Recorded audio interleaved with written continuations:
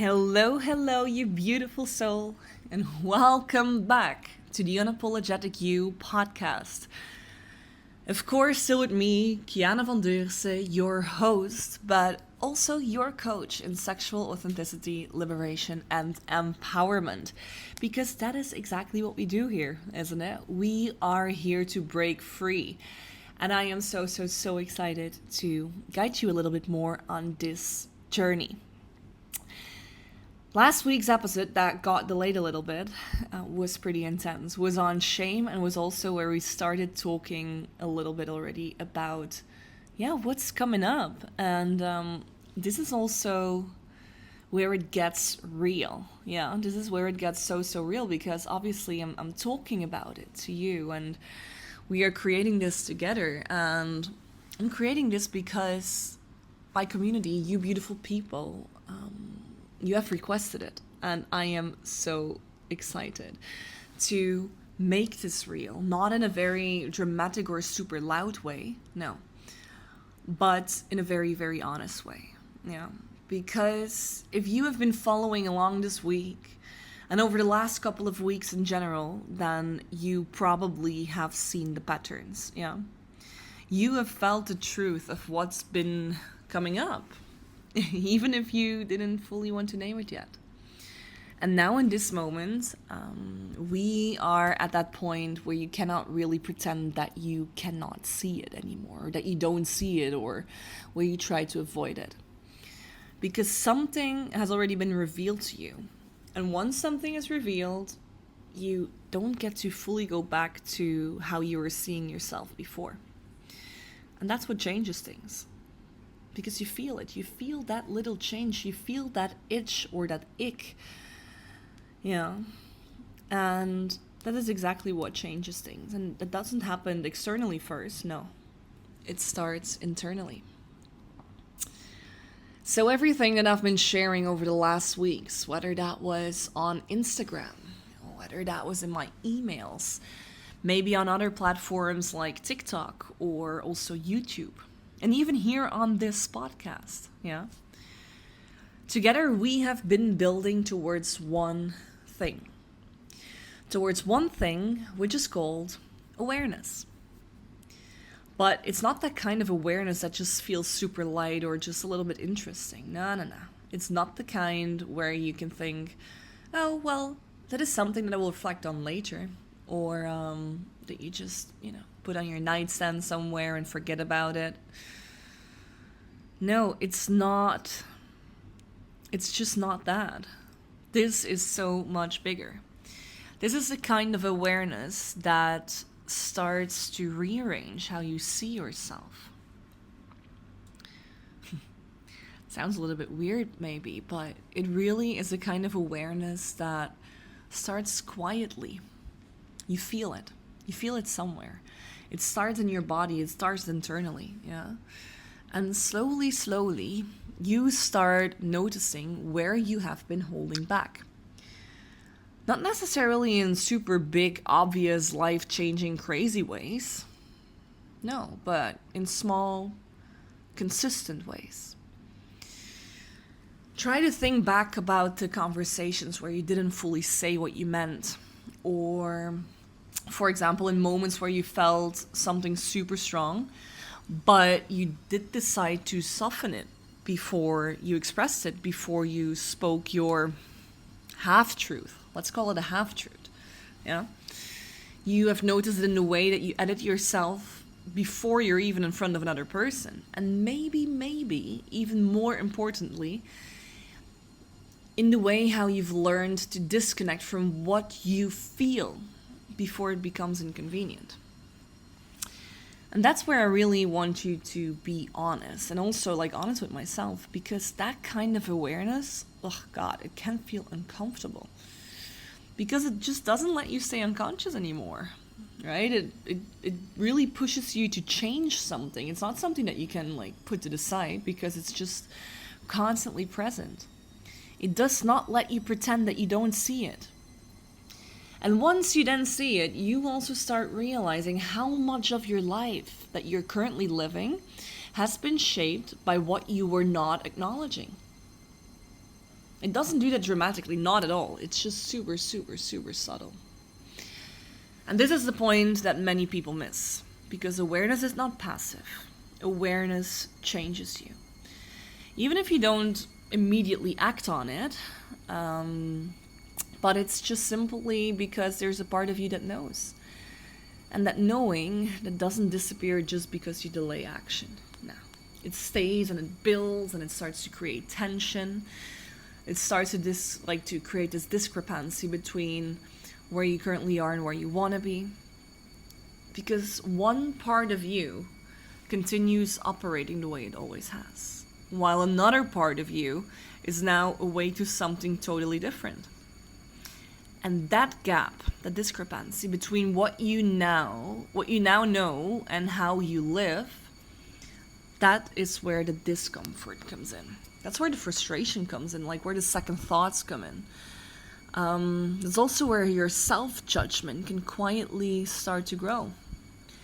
And it doesn't do that because you're doing something wrong, because you're not, but it's just because you're no longer fully aligned with what you're doing. And you feel that, even if you don't fully articulate it. You feel it in your body, in your reactions, in your avoidance. It often shows, especially in our generation, Jesus, like in the moments that you distract yourself instead of sitting with it, instead of sitting with yourself. And what I need you to understand is this: it's like that you cannot go back from awareness. No, you cannot go back. You can only go forward. Or, well, you stay stuck in the tension of not moving. And then the question becomes something else. The question becomes, what are you going to do with that awareness? Yeah? Because awareness without action doesn't transform anything. It just makes you more conscious of what you're not changing. And I said it before, you do not need more time. You need one single decision in order to change your life. And I want to slow that down. Yeah, because most people think they need preparation. They think they need clarity on every tiny little detail of their lives. They think they need certainty before they even move or before they even think about moving. But certainty doesn't come before the decision. It comes afterwards. And that's what keeps people stuck. It's not a lack of understanding, it's mainly the refusal to choose without guarantees. The refusal to choose without guarantees, because that is where, it means that you start taking responsibility. It means that you become visible in your own life and you don't live that script that other people created for you. No. It means that you cannot hide behind maybe anymore. And God, that is confronting. Like, even now that I'm speaking about it, I'm getting goosebumps speaking about it. Yeah, because maybe feels safe. Maybe later also feels safe. I'm still thinking about it. Might feel safe. Yeah, but safety and stagnation, darling, they often live in the same place. And at some point in your life, you have to decide which one you're actually choosing. Are you choosing safety or are you choosing stagnation? That's a really, really, really good question to ask yourself right here and right now. Are you choosing safety or are you choosing stagnation? Because you are at a fork right now. And even if it doesn't feel dramatic on the surface, internally you are. Yeah. One path is continuation, and you keep consuming, you keep observing, you keep being you, or well, at least the you that you currently are. You keep telling yourself that you're processing, yeah, you keep staying in the loop of awareness without the movement. And you become more aware, yeah, of course you become more aware.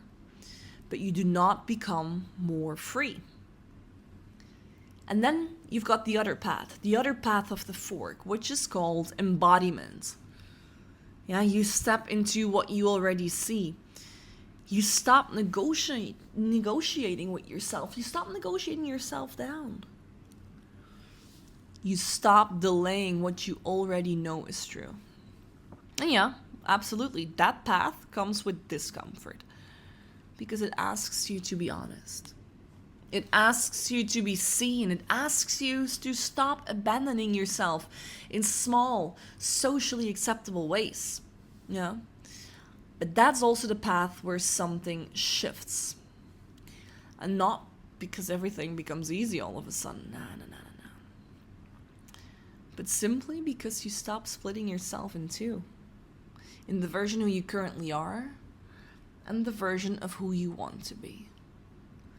And that split is what creates exhaustion. Your life is not creating exhaustion. No, the split between what you know and what you do is creating exhaustion. Oh God, I'm so tired of life. I'm tired every day. I don't have energy. Let me tell you why you don't have energy. You don't have energy because you are not living in the version of you that you want to be. You're living in the version of you that's socially acceptable because it's so linked to shame. You have guilt for wanting to be more. So it's time to break free from that, yeah? And I'm also going to leave you with this. Not as pressure, not as motivation, but as clarity. Listen to me one more time, please, and just really take these seconds in because it's so important. Darling, you don't need more time. You don't need more content to consume. And you also don't need more science. Like, you don't need more science to tell you, like, hey, am I ready now? No. You already have enough awareness to move. And now it just, becomes a question of honesty, right? Are you going to keep observing your life or are you going to participate in it? Yeah? Are you going to stay in awareness or are you going to step in alignment with it? Because awareness alone is not changing you. Yeah? Awareness alone is just not going to cut it. Are you going to step in alignment with it? And if you're ready, not in a perfect way or also not in a fully, hey, I got it figured out way, but in a real way, then reach out. Reach out to me with the word ready, whether that's via Instagram, via WhatsApp, or as a comment here on the podcast, wherever that is. And we will move from there. We will together figure it out and we will together break free from shame. Let this one land. Feel it. Feel it so deeply that the only option you have is to move. Move out of your comfort zone and step into growth for you.